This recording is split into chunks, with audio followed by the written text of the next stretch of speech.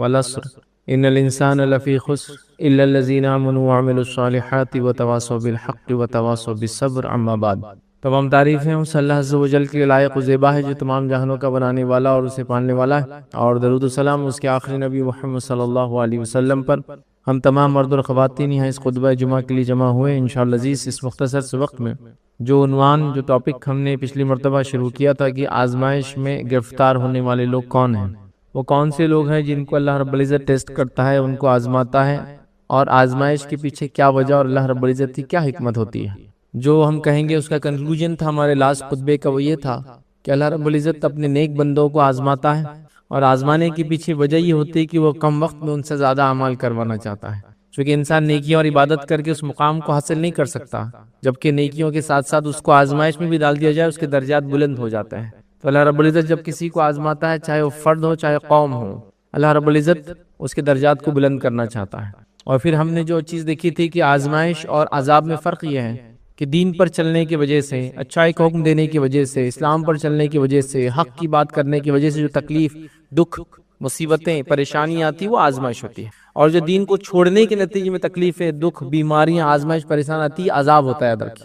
تو کہیں ایسا نہ ہو کہ انسان عذاب میں مبتلا ہو اور یہ گمان کر رہا ہوں کہ میں صبر کر رہا ہوں، اللہ تعالیٰ مجھے آزما رہا ہے۔ تو یہ بڑی اہم چیز ہے کہ ہم پہلے جان لیں کہ ہم کس دور سے، کس فیز سے گزر رہے ہیں۔ بہرحال پھر ہم نے یہ دیکھا تھا آخری بات یہ کہ اللہ رب العزت نے انبیاءوں کو آزمایا، اور اس شدید درجے تک، اس لیول تک وہ آزمائے گئے کہ وہ پکار اٹھے کہ اب اللہ کی مدد کب آئیں گی۔ اللہ رب العزت نے اعلان کیا اور فرمایا الا ان نصر اللہ قریب، یقیناً اللہ کی مدد بہت قریب ہوتی، یاد رکھیے۔ لیکن اللہ کا اپنا ایک طریقہ ہوتا ہے، ایک سنت ہے جس طریقے سے وہ لوگوں کو آزماتا اور ٹیسٹ کرتا ہے۔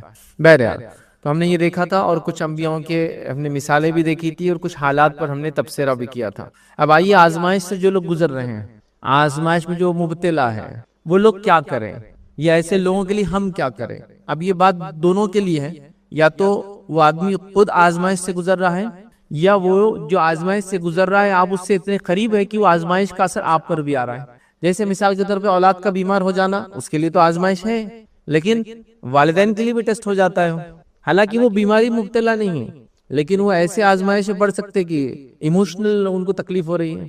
ٹھیک ہے، والدین تو ان کو فائنینشیل ایشوز نہیں ہے، لیکن ایموشنل تو تکلیف ہو رہی ہے نا، ایک بچہ بیمار ہے۔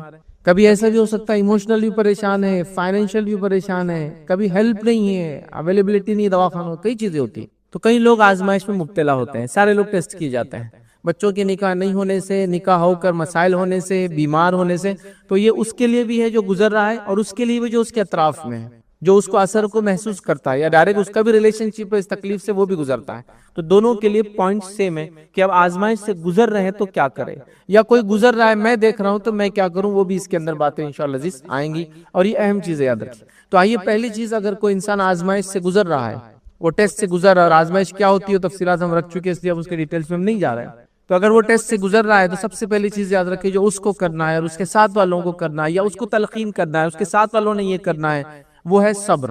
چونکہ جب آزمائش آتی ہے، ٹیسٹ آتا ہے، تو لوگ پریشان ہو جاتے ہیں، یاد رکھیں۔ اور یقیناً یہ مختلف درجات میں جو آزمائشیں ہوتی ہے، مختلف طریقے سے انسان ٹیسٹ ہوتا ہے تو انسان ٹوٹ جاتا ہے۔ تو سب سے اہم چیز ہے، یاد رکھیے، اس کو وہاں صبر کی ضرورت ہے، اور صبر کی تلقین اس آدمی کو کی جائے جو آزمائش سے گزر رہا ہے، صبر کی تلقین اس کے اطراف کے لوگوں کو کی جائے، اور صبر کے تعلق سے لوگوں کو بتایا جائے، یاد رکھیے، بڑی اہم چیز ہے، یاد رکھیے۔ اور صبر بڑی اہم، جس کو کہتے ہیں ایک صفت ہے، جو ایک مومن، جس کو مومن کہیں گے، ایک مومنانہ ایسی صفت ہے کہ اس کے بغیر کسی مومن کا تصور نہیں، یاد رکھیے۔ علماء لکھتے ہیں دو صفتیں ایسی ہیں، اتنی اہم اپنے آپ میں، کہ اگر یوں کہا جائے کہ اسلام ایک پرندہ ہے اور اس کے دو پر ہیں، تو دو پر کون سے؟ وہ لکھتے ہیں ایک صبر اور ایک شکر۔ یہ دو صفتیں اتنی امپورٹنٹ کیریکٹرسٹکس ایک مومن کے کہ اس کے بغیر ایک مومن کا تصور نہیں ہے، ایک صبر اور شکر۔ اور دونوں کی خصوصیت یہ ہے، ایک ہوتا ہے تو دوسرا ہوتا ہے، اور ایک چلا جاتا ہے دوسرا بھی چلا جاتا ہے۔ صبر ہے تو شکر بھی آتا ہے، شکر ہے تو صبر بھی ہوتا ہے، ایک نکل جائے دوسرا بھی چلا جاتا ہے، صبر نکل گیا شکر چلا گیا، شکر نکل گیا صبر بھی نکل جاتا ہے۔ تو یہ دو بڑی اہم صفت ہے، صبر ہر حال میں، شکر ہر حال میں۔ تو بہرحال صبر والی صفت یاد رکھیں، صبر کو یاد رکھیے، ہم کو اللہ رب العزت نے مانگنا نہیں ہے، چونکہ اگر ہم صبر کو مانگیں گے تو ہم آزمائش کو مانگ رہے ہیں اللہ رب العزت سے، لیکن جب حالات آ جائے تو اللہ سے دعا کرنا ہے کہ اس حالت سے مجھے گزار دے، اور اس کے گزرنے کے لیے جو صبر چاہیے اس کی مجھے توفیق عطا فرما دے۔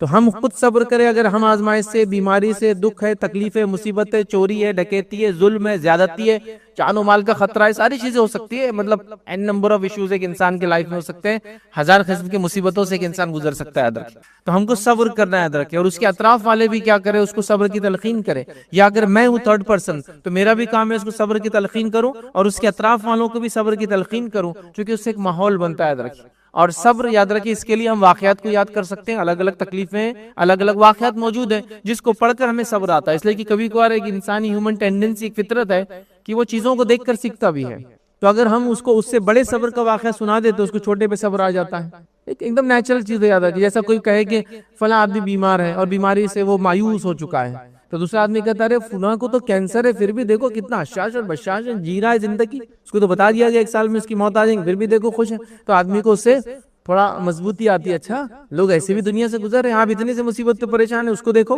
تو کبھی کبھار صبر کے ایگزامپلز دیکھنے سے ہم میں صبر آتا ہے، تو ہم انبیاءوں کے واقعات میں، بیماری ہے تو ایوب علیہ السلام کو لے لے، مصیبت اور دکھ ہے اولاد یا رشتہ دار کے گمنے سے تو یعقوب علیہ السلام کو لے لے، بیجا جیل میں ڈال دیے گئے تو یوسف علیہ السلام کو لے لے، ہے نا، نبی اکرم صلی اللہ علیہ وسلم کی زندگی میں تو ہر واقعہ، بیماری سے لے کر، دکھ سے لے کر، تکلیف سے لے کر، بچیوں کے طلاق سے لے کر، کیا کیا نہیں ہو، بائیکاٹ سے لے کر، ہجرت سے لے کر، ستائے جانے سے لے کر، مارے جانے سے لے کر، کیا مطلب ساری چیزیں مل جائیں گی آپ، تو سائیکولوجیکل جو فزیکل چیزیں ہوتی ہیں اس سے بھی انسان کو تکلیف ہوتی ہے، صبر کرنا پڑتا ہے، اور کبھی سائیکولوجیکلی نبی اکرم صلی اللہ علیہ وسلم کی 2 بیٹیوں کا بھی شادی ہوئی تھی لیکن ابھی وداعی نہیں ہوئی تھی، ابو لہب کے 2 بیٹوں سے نکاح ہوا تھا، وداعی نہیں ہوئی تھی، دونوں نے طلاق دے دی، اس لیے کہ نبی اکرم صلی اللہ علیہ وسلم نے ایمان کا کھل کر دعویٰ کر دیا، ابو لہب نے کہا کہ میں تکلیف دینے کے لیے نبی اکرم صلی اللہ علیہ وسلم دونوں بیٹیوں کو طلاق دے دی، اب ایک انسان کتنے ایموشنل ڈیمیج ہوتا ہے اس کو جب اس طرح سے کوئی واقعہ ہوتا ہے، وداعی نہیں ہوئی تھی، ٹھیک ہے، تو بہرحال یہ تمام چیزیں ان سے گزرنا ہے، تو آپ اس سے بڑے واقعات کو دیکھیں جو ہوئے ہیں، اور اس سے انسان کو پھر صبر آتا ہے، وہ صبر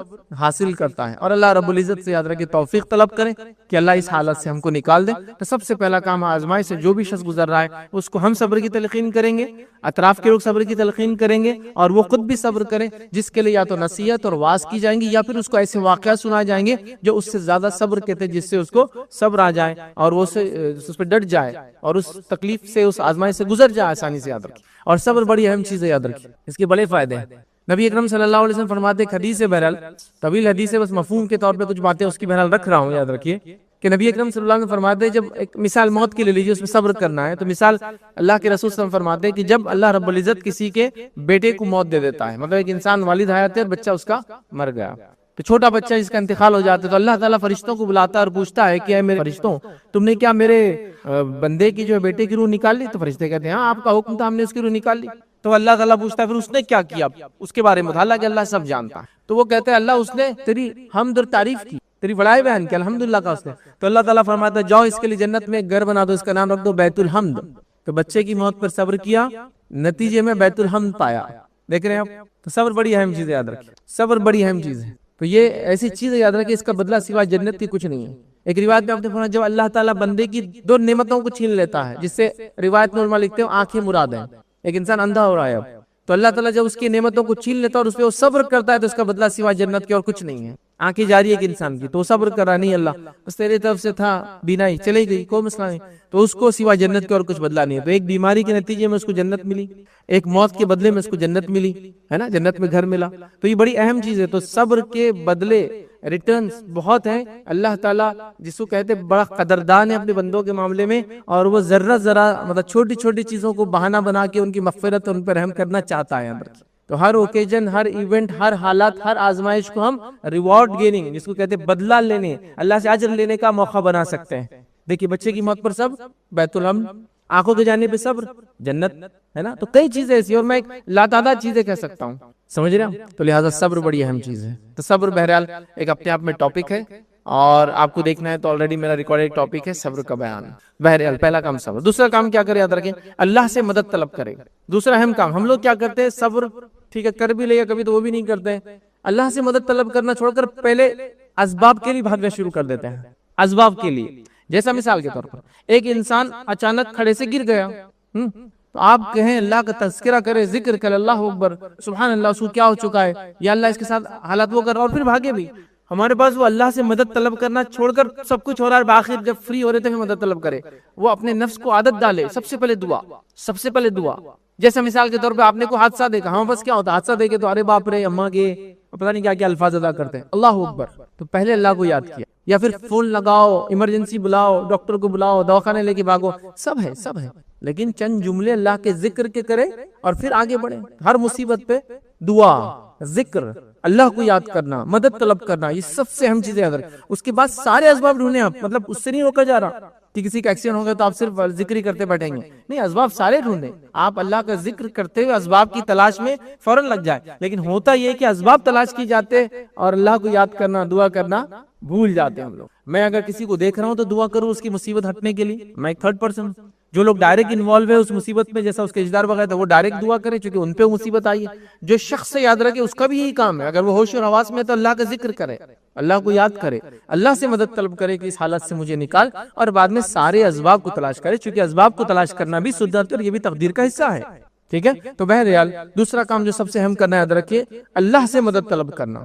باقی مددیں تو ہم خود کرتے ہی ہیں، نیچرل وے، یاد رکھیں، لیکن اللہ سے مدد کے بعد یہ بڑی اہم چیز ہے، اللہ اکبر، یا اللہ اس مصیبت کو ٹال دے، اور پھر شروع آپ جو پھر اب اسباب یہ وہ اٹھانا، بھاگنا، دوا سب کرتے رہیے، لیکن اللہ سے مدد سب سے پہلے طلب کیجیے۔ ہم لوگ کیا کرتے ہیں، اللہ سے مدد طلب نہیں کرتے، یاد رکھیں، چونکہ ہمارے پاس وہ تربیت، وہ ٹریننگ گھروں سے ملتی نہیں، یاد رکھیں۔ میں افسوس کے ساتھ کہہ رہا ہوں، ایسی کتنی ماں ہیں جو کسی دکھ اور مصیبت پہ اللہ کو یاد کرتی چلا کر، یا چیخ رہے ہیں، چلا رہے ہیں، نہیں چلا رہے ہیں، ماں کو پکار رہے ہیں، باپ کو پکار رہے ہیں، مدد کے لیے پکار رہے ہیں، رب کو نہیں پکار رہے ہیں سب سے پہلے، تو بچہ تربیت نہیں پاتا ہے ماں سے، کہ ایک ماں ہے اس کو جب دیکھتی کو پریشانی اللہ اکبر کہتی ہے، سارے بچے اللہ اکبر کہنے والے رہیں گے، ہر دکھ مصیبت پہ یہ الفاظ پہلے نکلیں گے، پھر سارے کام کریں گے۔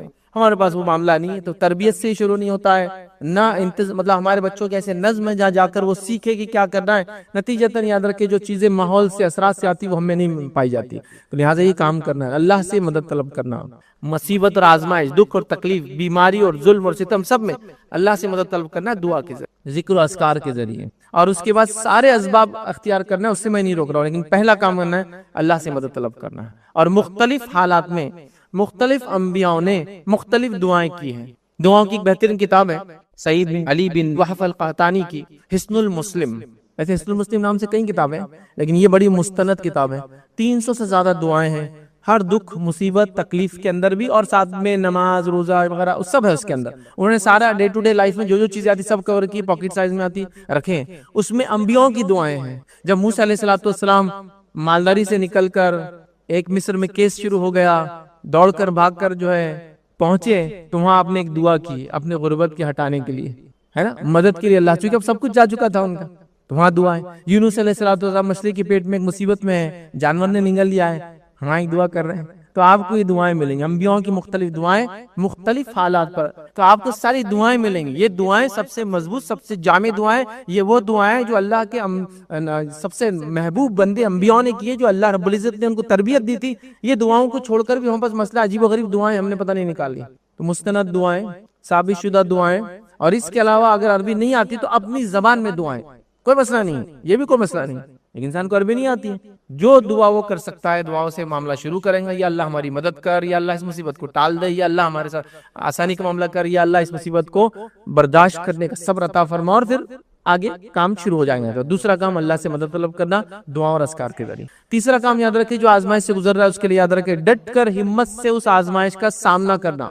ڈٹ کر اور ہمت سے اس آزمائش کا سامنا کرنا، یاد رکھیں، یہ بڑی اہم چیز ہے، کیونکہ کبھی کبھار آزمائشیں آتی ہے، وہ ہمارا ٹیسٹ ہوتی ہے اور ہم ہمت ہار جاتے ہیں، یہ اطراف کے لوگوں کا کام ہوتا ہے، اس شخص کا بھی ظاہر سی بات ہے کوشش کرنا چاہیے ایسا کرے، لیکن کبھی انسان ٹوٹ جاتا ہے، تو ان کے اطراف کے لوگوں کا کام ہوتا ہے اس کو ہمت دلائے کہ ڈٹ کر اس مصیبت سے آپ کو گزرنا ہے، پریشان مت ہوئیے، دنیا میں کئی لوگ ایسی مصیبتیں آئی اور گئی، رب العزت نے مصیبت دی ہے تو وہی ٹالنے والا ہے، آپ بس صبر کیجئے، اللہ سے اجر طلب کیجئے، اور حالات انشاءاللہ سے گزر جائیں گے، ہر مشکل کے بعد آسانی کا ایک مرحلہ اللہ لاتا ہے نا، یہ سب چیزیں ان کو کرنا ہے، لیکن ہمارے پاس ایسے لوگ یا وہ خود انسان یا ایسے لوگ موجود نہیں جو اس کو ہمت دلائے کہ ڈٹ کر اس مصیبت کو سامنا کرنا ہے، اسباب کو تلاش کرتے ہوئے نہیں دلایا جاتا ہے، ہمت توڑنے کی باتیں کی جا رہی ہیں، جہاں انسان بیمار ہے وہاں موت کے واقعے سنا جا رہے، مطلب بتا دیا جا رہا ہے کہ اب یہ جانے والے ہیں، ایسا نہیں ہوتا، ہمت دلانا چاہیے، اللہ رب العزت سے ایک آس بولتے ہیں نا اردو میں، آس رکھنا چاہیے، ایکسپیکٹیشن رکھنا چاہیے. یہ نہیں کہ ایکسیڈنٹ ہوتا مرنے والے، فلاں ہو تو مرنے والے، بیمار ہو تو مرنے، ایسا نہیں ہوتا ہے. کئی بار ہم نے دیکھا کہ ایک ول پاور ہوتا ہے، جب انسان ڈٹ جاتا ہے کسی مصیبت کے سامنے، رب العزت اس کو نکلنا آسان کر دیتا ہے. اس کو ہم ول پاور بولتے ہیں. اس کے اندر سے ایک طاقت اس نے لگا دی، ہمت نہیں ہارا، لڑ گیا بیماری سے، گزر گیا اس فیز سے، لڑ لیا اس ظلم سے، گزر گیا اس ظلم کے فیز سے، غربت کے فیز سے. زندگی میں ساری چیزیں ہو جاتی ہیں، لیکن وہ ہمت چاہیے. آج کل ہم دیکھتے ہیں ہمت دلانے والے لوگ نہیں ہیں، ہمت حاصل کرنے والے لوگ نہیں ہیں. ذرا سی مصیبت پہ لوگ اپنی جان لے رہے ہیں. جان لینے کے بارے میں سوال کر رہے ہیں، کیا ایسی مصیبت میں جان لے سکتا ہوں؟ اللہ رحم کرے انسانیت پر کہ لوگوں نے ایسے قوانین بنا دیے. دنیا کے ایسے کئی ملک ہیں، اور اللہ ہمارے ملک پہ بھی رحم کرے، یہاں ایسا قانون اب بننے جا رہا ہے، یاد رکھیں، جس میں اجازت ہوگی کہ اگر تکلیف آپ کو زیادہ لگتی ہے تو آپ خود اپنے آپ کو ختم کر لے سکتے ہیں. اس کو مرسی ڈیتھ بولتے ہیں. دنیا کے کئی ممالک میں یہ لیگل ہے. لوگ وہاں جاتے ہیں، انجیکشن لیتے ہیں زہر کا اور مر جاتے ہیں. لیگل ہوتا ہے، پورا دواخانے میں جاتے ہیں، اپنی وصیت لکھ دیتے ہیں، لیٹ جاتے ہیں اور مر جاتے ہیں. بہت بری بات ہے. چونکہ ہمت ہار جاتے ہیں مصیبتوں سے، دکھ سے، بیماریوں سے، تکلیف سے، بڑھاپے سے، بچوں کی جو ہے نافرمانیوں سے، کچھ بھی لائف میں دیکھیے کیسے کیسے لوگ اور کیسے کیسے حالات سے گزرتے ہیں، میں نہیں جان سکتا ہوں یا بتا نہیں سکتا ہوں. وہ ٹوٹ جاتے ہیں، ٹوٹ کر بکھر جاتے ہیں، بکھر کر ڈپریس ہو جاتے ہیں، ڈپریس ہو کر ان کو برے برے خیالات آتے ہیں، اور کبھی مرنے کی سوچتے ہیں، مار دینے کی سوچتے ہیں، وغیرہ وغیرہ وغیرہ. تو یاد رکھیے یہ نہیں کرنا ہے، ہمت دلانا ہے اس کو. لوگ عجیب و غریب ایسے حالاتوں سے، دکھ سے، تکلیفوں سے نکلے ہیں، جن کی سٹوریز، جن کی کہانیاں پڑھ کے آپ متاثر ہوں گے کہ دیکھو اللہ تعالیٰ نے کیسا ان کو صبر دیا، کیسے نکلے اس دکھ سے. ہم نے بھی ہمت کرنا چاہیے. تو ہمت مت توڑیے لوگوں کی. حتیٰ کہ آپ کو بتا دیا جائے کہ اب کوئی چانس نہیں ہے، اس میں بھی اللہ رب العزت اچھا گمان رکھیے. حسن زن یہ بہت بڑی عبادت ہے، معلوم آپ کو. اللہ سے اچھا گمان رکھنا یہ عبادت ہے اپنے آپ میں. چونکہ بدزنی، بدگمانی رکھنے سے گناہ ملتا ہے، چونکہ وہ کئی چیزوں پہ آپ کو عمل کرنے لگاتی ہے. تو یہاں حسن زن عبادت ہے. اور اللہ کے رسول صلی اللہ علیہ وسلم نے فرمایا، بندہ جیسا گمان رب کے ساتھ کرتا ہے، رب اس کے گمان کے ساتھ ہوتا ہے. تو حسن زن رکھیے اللہ رب العزت سے. ہر حالت سے انشاءاللہ عزیز گزر جائیں گے آپ. کوشش تو کیجئے، لڑیے حالات سے. اطراف والے بھی ہمت دے. بیماری ہے تو بیماری سے کیسے لوگ شفا یاب ہوئے اس کے واقعات سنائیں، موت کے قصے نہ سنائیں ان کو، شفا یاب کیسے ہوئے اسے سنائیں. اس کے بعد اگر کچھ حالات اونچ نیچ ہوتے ہیں تو یہ بھی بتایا کہ حالات اونچ نیچ ہو سکتے ہیں، لیکن اس میں صبر کرنا ہے، چونکہ اس کا بدلہ جنت ہے انشاءاللہ. یہ ساری چیزیں یاد رکھیں، ہمت دلانے والی باتیں ہیں. بہرحال ہمارے پاس اس کی بڑی کمی ہے، نہ عورتیں نہ مرد ہمت دلانے کے بدلے ہمت توڑنا اور چور چور کر دینے کی بہرحال حرکتیں لوگ کرتے ہیں. بہرحال سمجھنے کی ضرورت ہے. تو وہ انسان بھی ہمت رکھے، اطراف والے بھی ڈٹ کر اس کو ہمت کے ساتھ اس تکلیف اور مصیبت کو اٹھانے کی جو ہے نصیحت کرے. چوتھی چیز یاد رکھیے، اللہ سے اس کا اجر طلب کرے.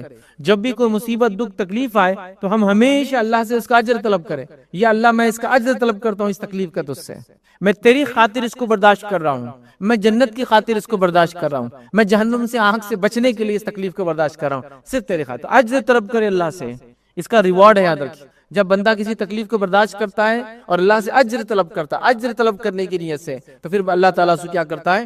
اجر دیتا ہے. یاد رکھیے. تو لہٰذا یہ پارٹ بھی ہم بھول جاتے ہیں.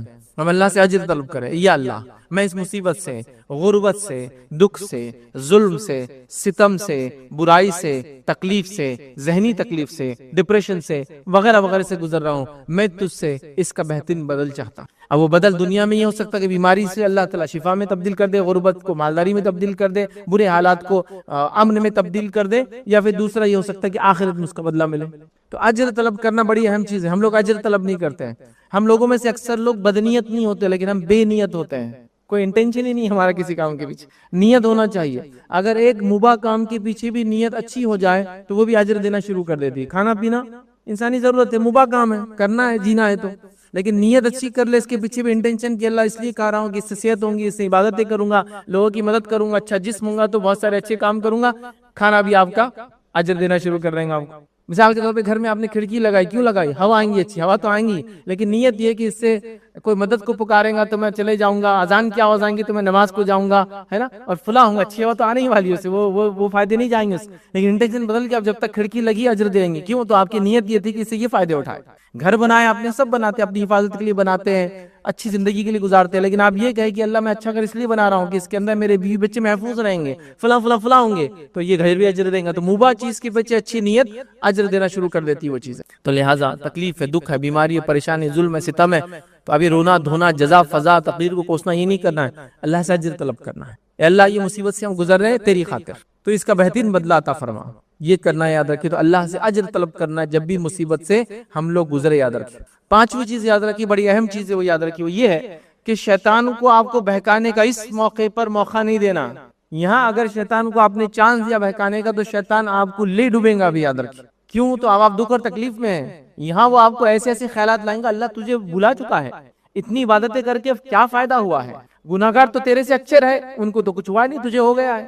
وہ لوگ اللہ کی عبادت نہیں کر کے ان کو ناراض کر کے امیر ہے، تو اپنے بارے میں سوچ، تو غربت میں زندگی گزار رہا ہے. وہ لوگ تو سب کچھ کر رہے ہیں دنیا کا فائدہ اور پھر بھی ان پہ ظلم نہیں ہو رہا ہے، تو عبادت کر کے تیرے پہ ظلم ہو رہا ہے. سوچ اپنے بارے میں. اور یہاں آ کر وہ چمٹی لے لیتا ہے، یہاں آ کر وہ بہکا دیتا ہے، یہاں آ کر وہ اجر ضائع کر دیتا. اب دعا بھی گئی، اجر طلب کرنا بھی گیا. اب شروع ہو جاتا وہ مرحلہ جس سے اکثر ہم مسلمان گزرتے ہیں. میں آپ کو ایسے مثالیں دوں گا، آپ کہیں ہاں یہ سب ہو رہا ہے. اکثر گزرتے ہیں جزا اور فضا، تقدیر کو کوسنا، اللہ سے بدگمان ہو جانا، نماز اور روزے چھوڑ دینا. حتیٰ کہ لوگ کہہ رہے ہیں کہ شاید میں حق پر تھا ہی نہیں، یہ دینی حق نہیں ہے، میں شاید کسی غلط طریقے پہ تھا، نتیجتاً میرے ساتھ یہ ہوا. یہاں وہ زبردست چھوڑ دیتا ہے لاکھیات. زبردست. یاد رکھ، بچیوں کی شادی نہیں ہوئی، والد نے اللہ سے بدگمانی کر لی. ہو رہا ہے یہ. والدائیں والد سنی، پتہ نہیں اللہ بھول گیا ہم کو، نعوذ باللہ. سبحان اللہ تعالیٰ کا علم سب کو گھیرے ہوئے، کسی کو نہیں بھولتا. یاد رکھیے، کسی کو نہیں. اللہ بھول گیا شاید ہم کو، اللہ سنتا ہے نہیں سنتا، میرے کو شک ہو رہا ہے. نعوذ باللہ. یہ الفاظ میں نے سنے لو، ہم نے اتنی دعائیں کی، اور یہ کوئی بہت بڑی مصیبت بھی نہیں کہ جسمانی مصیبت آ گئی، غربت میں مر رہے ہیں، ظالم بادشاہ ان کو مار رہا ہے، روز ایک انگلی توڑ کے. نہیں، simple test, simple routine of life بولی. چلے ٹیسٹ بھی نہیں بولیں گے اس کو. زندگی کے اندر جینا ہے تو کچھ نہ کچھ چیزیں کرنا ہوتی ہے، لائف کا ایک پارٹ ہے نا. گاڑی چلائیں گے تو ایکسیڈنٹ ہو سکتے ہیں، کوئی آپ کو کٹ مار کے چلا جاتا ہے، کوئی آپ کو ڈیش مار دیتا ہے، کوئی ریش مار دیتا ہے. یہ پارٹ ہے اس ایکٹیویٹی کا جو آپ کر رہے ہیں، ڈرائیونگ. اس سے بھی آپ پریشان ہو جائے تو کیسے ہوں گا؟ اتنی چیزوں پہ اللہ ہم کو بلا چکا ہے، اللہ بھول چکا ہے. نعوذ باللہ. اللہ سنتا نہیں ہے. اللہ نے ہمارے ساتھ ہی ایسا کیوں کیا؟ سوال. سبحان اللہ. سوال کرنے لگ جاتے. ان کو 10 بیٹے نہیں مرا، ہمارا ایک بیٹا تھا مر گیا. اللہ نعوذ باللہ کتنا ظالم ہے. یہ الفاظ ہی میں نے سنے. اللہ کو ہمارا ہی بیٹا چھیننا تھا کیا؟ ہم اتنے غریب ہے، پریشان حال ہے. پورے شہر میں، پورے بستی میں مالدار لوگ ہیں، کسی گھر چوری نہیں ہوئی، ہمارے گھر ہی چوری ہو گئی. یہ کیسا اللہ کا فیصلہ ہے، انصاف ہے؟ سمجھ رہے آپ؟ اب اللہ کی عدل پر، انصاف پر، اس کی بادشاہت پر، اس کے سمیع ہونے پر، اس کے بصیر ہونے پر، اس کے خبیر ہونے پر سوالات اٹھا رہے ہیں آپ ایک کے بعد ایک. جزا فضا کر رہے ہیں، تقدیر کو کوس رہے ہیں. قسمت میں ایسا کیوں تھا ہمارے؟ ہم نے تو اتنی نیکی کی، اب ہم فلاں نہیں کریں گے، فلاں نہیں کریں گے، یہ چھوڑ دیں گے، وہ چھوڑ دیں گے. اب تک میں یہ کرتا تھا، اب نہیں کروں گا. ایک مصیبت آئی اور لائف چینج ہو کر اچھا مسلمان بننے کے بدلے ایک مصیبت آئی، علم نہیں تھا، لائف چینج ہو کے ایک بدتر مسلمان بن گیا. یہ ایک بدتر انسان بن گیا، مسلمان بھی نہیں رہا. یہ ہو رہا ہے، یاد رکھیے، یہ ہو رہا ہے. تو شیطان ایسے موقع پر آ کر اٹیک کریں گا. اسی لیے ایسے ٹائم پر وہ جو میرا تیسرا تھا نا، ہمت دلانا جو پوائنٹ تھا، وہ بڑا امپورٹنٹ ہے سب کے لیے، اس کے خود کے لیے بھی اور آس پاس والوں کے لیے بھی. ہمت دلاؤ. جیسا ایک انسان پریشان ہے، اس کی بیٹی کی طلاق ہو گئی، پریشان ہونے کا موقع نہیں. آزمائش ٹیسٹ ہے. اللہ سے بدگمان ہونے کا موقع نہیں ہے، اچھا گمان رکھنے کا موقع ہے کہ یہ اس کی زندگی میں بہتر نہیں تھا، اللہ کچھ اور اچھا لائیں گے. تھوڑے دن انتظار کرے، حالات ایسے بدل جاتے ہیں کہ انسان کہتا ہے کہ کیا میں بول رہا تھا اور کیا الحمدللہ ہوا میرے ساتھ. یہ ہوتا ہے، یاد رکھیے. تو انسان ہے ہی تھوڑا جلد باز، ناشکرا. یاد رکھیے، ٹھیک، اس چیز کو سمجھنا ہے. یاد رکھیے، جلد بازی، ناشکراپن ہمارے مزاج کے اندر ہے، لیکن ہم کو اس کو دبانا ہے. رب العزت کے ساتھ بدگمانی نہیں کرنا ہے، خاص طور سے شیطان کے بہکاوے میں بالکل بھی ایسے مواقع پر نہیں آنا ہے. اس بات کو آپ یاد رکھ لیں. تو شیطان آئیں گا، بہکائیں گا، بولیں گا تمہارے ساتھ کیوں ہوا، دیکھو تم حق پر نہیں تھے، فلاں تھے، وہ دیکھو کامیاب ہو گیا، مالدار ہو گیا، صحت مند ہے، اور تم دیکھو ایمان والے ہو کہ ایسا نہیں، کافر کامیاب ہو رہے، تم ناکام ہو رہے ہو، فلاں ہو رہے، تم ایسے ہو رہے، وہ بے دین تھا وہ کامیاب رہا، تم بادین ہو کر بھی دیکھو تمہارے ساتھ یہ ہوا. ایسے ٹائم پہ اعوذ باللہ ابن شیطان پڑھ کے اس کو دھتکاریے ملعون کو، اور صبر، اس کے بعد مدد طلب کرنا، اور وہ پانی جو اوپر سے آ رہے پھر سے اس پہ شروع ہو جائیے. اور آس پاس والوں کا ایک اہم رول ہوتا ہے ایسے موقع پر مدد کرنے میں، ڈھارس دینا بولتے ہیں عام زبان میں، سپورٹ کرنا، موٹیویٹ کرنا جس کو کہتے ہیں. یہ ضروری کام یاد رکھیں. تو شیطان کو ایسے ٹائم پہ اس کے بہکاوے میں نہ آئے. اس کے ساتھ ساتھ جو کام کرنا یاد رکھیں چھٹا، وہ یہ ہے، آئی ہوئی آزمائش اور مصیبت کو ہٹانے کی پوری کوشش کرنا ہے. یہ امپورٹنٹ پوائنٹ ہے. کیسے؟ ہم کو ایسا لگنے لگا کہ آزمائش تو اللہ کی طرف سے ہے تو اس کو ہٹانا نہیں چاہیے. میں بیمار ہوں تو کنٹینیو کرتا ہوں اس بیماری کو، اللہ کی طرف سے نہیں، یہ سنت نہیں ہے. آئی ہوئی آزمائش اللہ کی طرف سے، ہٹانا یہ سنت ہے. اس کو ہٹانے کی پوری کوشش کیجیے. بیماری ہے تو علاج کروائیے، ظلم ہے تو ظالم کے خلاف بات کیجیے، جو بھی طریقہ ہو ظلم ہٹانے کا وہ کیجیے. غربت ہے تو کمانے کی حلال روزی کی کوشش کیجیے. آپ سمجھ رہے ہیں؟ تو آپ کو اس کو ہٹانا ہے. مصیبت ہے تو کچھ لوگ یہ سمجھتے ہیں، جو فلاسفرز ہوتے ہیں، فلسفیہ خیال رکھتے ہیں، وہ یہ کہتے ہیں کہ اب اللہ کی طرف سے آزمائش ہے نا تو پھر اس کو انڈیور کرنا، گزرتے رہنا، مطلب اس کو ہٹنے نہیں دینا. بیماری ہے تو بیماری کنٹینیو ہونے دو، چلو اس سے چونکہ ہم ٹیسٹ سے گزر نہیں، بے وجہ ٹیسٹ سے نہیں گزرنا ہے. مصیبت کو ہٹانے کی پوری کوشش کرنا. انبیاء کی زندگی دیکھیے آپ، ان پہ مصیبتیں آئی، انہوں نے اللہ سے مدد طلب کی، دعائیں کی، اس کو برداشت کیا، لیکن ہمیشہ کنٹینیوس ہٹانے کی کوشش کی. تو اس کو ہٹانا بھی ہے، یہ نہیں سمجھنا ہے کہ ابھی اللہ کی طرف سے تو اس کو میں گزارتا رہوں. ایسا ہٹانے کی پوری کوشش. بیماری ہے تو علاج کے ذریعے، غربت ہے تو محنت کر کے حلال روزی کے ذریعے، اسی طرح مصیبت اور دکھ میں ہے تو جو طریقے ہو سکتے ہیں مصیبت دکھ ہٹانے کے، اس کے ذریعے، ظلم کے تحت ہے تو ظلم کو ہٹانے کے ذریعے، ظالم ہے تو ظالم، جو بھی ہو سکتا ہے. ٹھیک ہے، یہ کوشش کرنا ہے. ورنہ غلط فہمی آ جاتی ہے کہ نہیں اب آپ نے سمجھا دی اللہ کی طرف سے آزمائش ہے تو میں تو خامخواہ آزمائشوں سے گزروں گا. نہیں نہیں نہیں، ہٹانا ہے. یہ تمام انبیاءوں کی سنت رہی ہے. کسی نے بھی یہ نہیں کہا کہ ہم کو اس سے گزرنا ہے. کسی انبیاء نے مصیبت مانگی نہیں اپنے لیے، یاد رکھیے. جو دی گئی اس کو برداشت کیا، صبر کے ساتھ گزرے، شکر ادا کیا اللہ تعالیٰ کا، مصیبت کو ہٹانے کی مکمل کوشش کی. اور اس کی کئی مثالیں آپ کو قرآن کے اندر مل سکتی ہے کہ موسیٰ علیہ السلام ندی کے کنارے آ گئے، بنی اسرائیل پیچھے کھڑی ہے، سامنے پیچھے سے فرعون بھی آ رہا ہے، آگے سمندر، اب کیا کریں، مصیبت ہے. اللہ سے دعا کی، اللہ نے حکم دیا، عصا مارا، سمندر دو حصوں میں تبدیل ہو گیا. یہ نہیں کہ اب ہمت ہار کے بیٹھ گئے. مصیبت ہٹانے کی پوری یہ نہیں کہ اب تو سمندر، اب کیا کر سکتے ہیں، دعا کرو، اللہ نے معجزہ دکھایا، سمندر کو دو حصوں میں کر دیا. ٹھیک ہے، تو لہٰذا مصیبت اور دکھ اور تکلیف کو ہٹانے کی مکمل کوشش کرنا ہے. یہ اس کا ہرگز معنی نہیں ہے کہ آزمائش اللہ کی طرف سے تو اس کو گزارتے رہو اور یا مانگے اس کو. ٹھیک، تو یہ کام کرنا ہے. اسی طرح جو اگلا کام، ساتواں کام کرنا ہے، یاد رکھیے، آزمائش کے ہٹنے کے بعد اللہ کا شکر ادا کرنا ہے. آزمائش کے ہٹنے کے بعد اللہ کا شکر ادا کرنا ہے. ہمارے پاس آزمائش ایک بار ہٹ گئی تو آزمائش چالو ہوئی تو آپ دیکھ رہے چہرہ بدل گیا. آزمائش بڑھتی گئی تو عبادتیں بڑھتی گئی. آزمائش چوٹی کو پہنچ گئی تو انسان بھی عبادتوں میں چوٹی کو پہنچ گیا. آزمائش ہٹنے لگی، انسان کے چہرے سے لے کر، اذکار سے لے کر عبادتیں گھٹنے لگی. آزمائش ہٹ گئی، ہم بھی عبادتوں سے ہٹ گئے. اب اگلی بار کب یاد کریں گے؟ پھر آزمائش جب جائیں گے انشاءاللہ. یہ حالت ہے ہماری. آزمائش آئی تھی سبق دینے، آزمائش آئی تھی ایک لیسن دینے، وہ نصیحت کو حاصل کر کے لائف چینج کرنا تھی. یہاں ہم نے صرف اس فیس کے لیے لائف کو چینج کیا. جب وہ آئی، جب زندگی تبدیل، جب وہ چلے گی پھر زندگی جیسی تھی ویسی کر لی. بہت بری بات. پھر اللہ رب العزت، یاد رکھیے، یہ تو ایک طرح سے دیکھیں گے، اگر کسی نے اس آزمائش سے ایسے گزرا اور ایسے تبدیل کر لی تو گویا یہ آزمائش اس کے لیے فائدہ مند ثابت نہیں ہوئی. اب وہ عذاب کے لیے انتظار کرے. پھر اس نے سیکھا کچھ بھی نہیں، آزمائش سے کہاں سیکھا، اس نے کچھ بھی نہیں سیکھا. تو لہٰذا آزمائش کے جانے کے بعد یاد رکھیے اس کا اللہ کا شکر ادا کرے.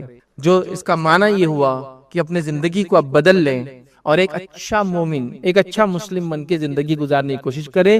یہ بے حد ضروری ہے. ہمارے پاس آزمائش کی گزرتی ساری چیزیں ختم. جیسا بچی کا نکاح نہیں ہو رہا ہے، تہجد بھی چالو والدین کی، ایک بار اللہ نے وہ معاملہ نپٹا دیا تو فرض بھی غائب، چونکہ ہو گیا نا، مصیبت ختم ہوگی.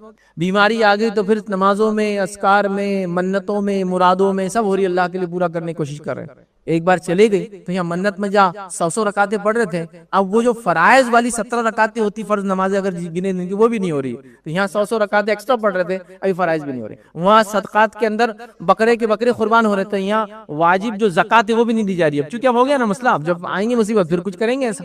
تو اللہ کا شکر ادا کرے. مطلب یہ کہ اس مصیبت سے نصیحت لے کر لائف چینج کر کے اب ہم جو ہے جو کام کر رہے تھے اس کو باقی رکھیے، اس میں اضافہ کرتے چلے جائے، چونکہ اللہ نے آزمائش سے گزارا ہے اور ہم کو اس میں نصیحت اور ملی ہے اور ہم نے اپنی لائف کو چینج کیا. یہ بات اہم ہے، یاد رکھیے. اسی کے ساتھ ساتھ یاد رکھیے، اس بات کا بھی خیال رکھے، جو یہ پوائنٹ ہے اگلا آنٹواں، وہ یہ ہے کسی کو ہم آزمائش پہ دیکھیں تو اس کی مدد کریں. ایک غلط فہمی لوگوں کو یہ بھی ہوتی ہے، وہ آزمائش سے گزر رہا ہے یا عذاب سے، میرے کو کیا معلوم، تو میں اس کی مدد کروں یا نہیں کروں؟ کرو. آپ کو نہیں معلوم ہو کس سے گزر رہا ہے، آپ کا جو کام ہے آپ کرتے رہو، ہے مدد. جیسا کسی کا ایکسیڈنٹ ہو گیا، آزمائش ہے یا اس کا عذاب ہے پتہ نہیں یار، اب اگر عذاب میں اس کی مدد کروں گا تو میرے بھی عذاب آ جائیں گے. ویسا نہیں. آپ کو جو دکھ رہا ہے مصیبت، ایک آدمی تکلیف میں، آپ کا کام ہے تکلیف ہٹانا، آپ اپنا کام کیجیے. اس کے ساتھ کیا ہے وہ ہو رہا ہے، وہ اس کے لیے آزمائش ہے، عذاب ہو رہا ہے. چونکہ غلط فہمی ہوتی کبھی، زلزلہ آیا تو لوگ بچ گئے، تو زلزلہ تو عذاب جن پہ آتا ان پہ آتا، تو کیا میں بچانے جاؤ، ریسکیو ورک جاؤ. جو بچ گئے وہ مبتلا نہیں ہوئے نا، مطلب زندہ رہ گئے، اس کا مطلب ان پہ عذاب نہیں تھا. وہ اگر ویسا وہ بات کو مان بھی لے کہ عذاب والوں پہ ہی زلزلے آتے ہیں تو بھی بچ گیا نہیں ہے، تو اب تھوڑی اس پہ عذاب ہوا ہو. تو جانا چاہیے. تو ہم لوگ عجیب و غریب سوچ رکھتے ہیں. تو نہیں، جو آزمائش سے گزر رہا ہو یا دکھ سے یا عذاب سے بھی ہم کو چونکہ نہیں پتا، ہم ظاہر دیکھ کر اس کی مدد کرنے کی مکمل کوشش کریں گے. ٹھیک ہے، تو یہ تھرڈ پرسن کے لیے ہم لوگ ورنہ آگے نہیں بڑھتے تو ہم مدد کریں گے. تو جو آزمائش سے گزر رہا ہے اس کی جو کچھ مدد ہو سکتی ہے. ورنہ کچھ لوگ کیا ہوتا ہے